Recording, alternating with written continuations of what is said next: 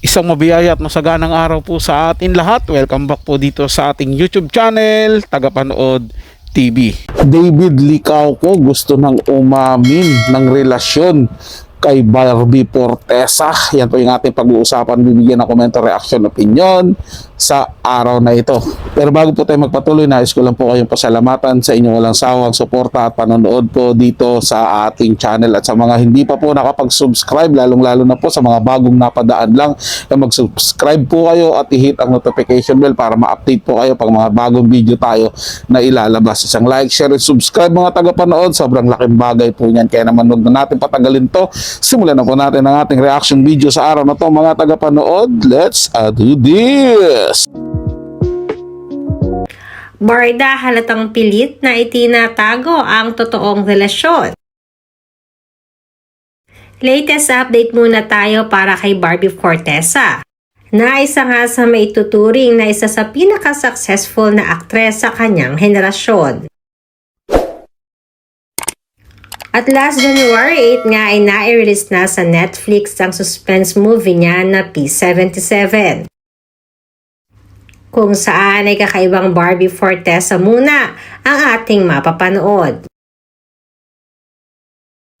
Kagad namang umana ito ng napakabilis na views galing na rin sa mga televiewers at sinasabing nasa second highest earnings as of January 12. Samantalang usap-usapan din ngayon ang pilit na itinatago na relasyon ni umano ni David Licauco at Barbie Fortesa. Dahil ayon rin sa aming sources, simula di umano nang pumutok ang balita na di umano ay may girlfriend na itong si David Licauco, ay lalo namang naging visible si David para kay Barbie. Ito ay dahil kapansin-pansin din di umano ang madalas na pagpunta at pagdalaw ni David kay Barbie.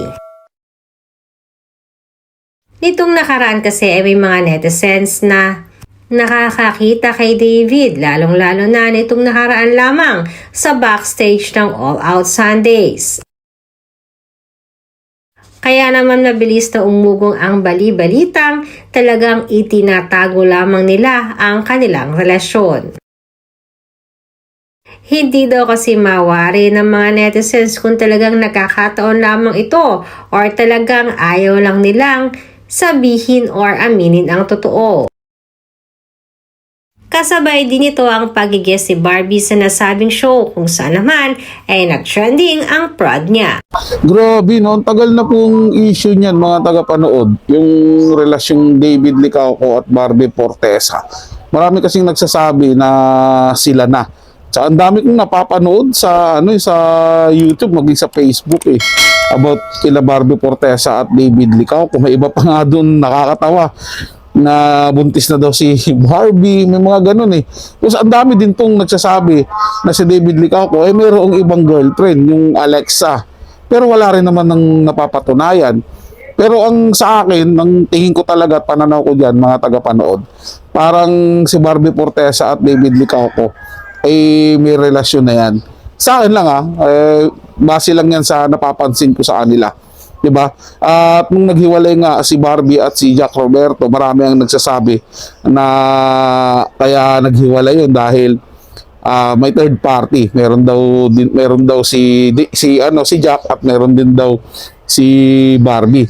At kaya pinagpalit ni Barbie itong si Jack kay David. Pero hanggang ngayon, hindi rin naman din na patunayan yun. Diba? Ang malinaw lang, masyadong inaabangan ngayon ng tao yung love team ni Barbie Fortesa at David Licauco.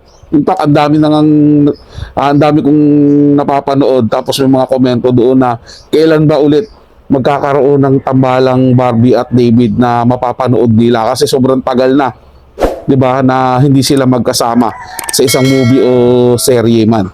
Kayo mga tagapanood, ano sa tingin nyo? Itong dalawa na to, meron ba tong relasyon talaga na tinatago lang nila? O pure magkatrabaho lang? I-comment yung inyong saloobin sa comment section. Babasahin at pupusuan ko yan mga tagapanood. Sino lang po mga tagapanood, ito'y comment at opinion lamang. Wala pong personalan. Paalam po at mabuhay po kayong lahat. Maraming salamat po sa inyong panonood.